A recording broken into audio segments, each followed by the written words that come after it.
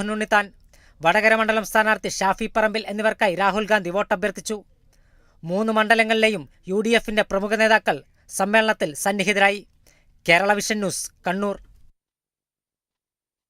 തലസ്ഥാനത്തെത്തിയ തെലങ്കാന മുഖ്യമന്ത്രി രേവന്ത് റെഡ്ഡിക്ക് വൻ സ്വീകരണമൊരുക്കി പ്രവർത്തകർ. ആറ്റിങ്ങൽ ലോക്സഭാ മണ്ഡലത്തിലെ UDF സ്ഥാനാർത്ഥി അടൂർ പ്രകാശിനൊപ്പം റോഡ് ഷോയിൽ രേവന്ത് റെഡ്ഡി പങ്കെടുത്തു. നിരവധി പ്രവർത്തകരാണ് റോഡ് ഷോയിൽ അണിനിരുന്നത്.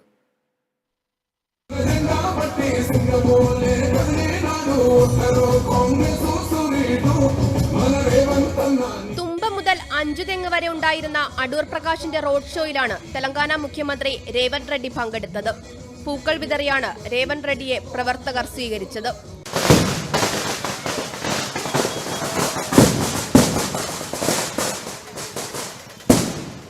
കായലും കടലും കണ്ടുകൊണ്ടുള്ള തീരദേശ റോഡ് ഷോയിലുടനീളം പ്രവർത്തകർ വിവിധയിടങ്ങളിൽ രേവന്ത് റെഡ്ഡിക്കും സ്ഥാനാർത്ഥി അടൂർ പ്രകാശിനും സ്വീകരണമൊരുക്കിയിരുന്നു.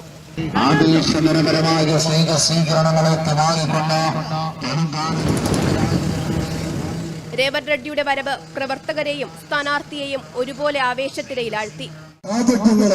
ഈ മതേതര മണ്ണിൽ നിന്ന് തെളിതെളിയാൻ, മതേതര മണ്ണിൽ കരുത്തു പകരാൻ ആറ്റിങ്ങലിന്റെ ജനനായകത ഈ വാഹനത്തിന്റെ തൊട്ടുപിറകെ. വരും ദിവസങ്ങളിൽ 3 മുന്നണികളിൽ നിന്നും കൂടുതൽ നേതാക്കൾ പ്രചാരണ പരിപാടികൾക്ക് ആവേശം പകരാനെത്തും. തെരഞ്ഞെടുപ്പിന്റെ അവസാന ലാപ്പിൽ ദേശീയ നേതാക്കളെ രംഗത്തിറക്കിയുള്ള പ്രചാരണം തന്നെയാണ് മുന്നണികൾ ലക്ഷ്യം വെക്കുന്നത്. അവരോടൊപ്പം ദേശീയ വിഷയങ്ങളെയും പ്രചരണായുധമാക്കി മാറ്റുകയാണ് സ്ഥാനാർത്ഥികൾ.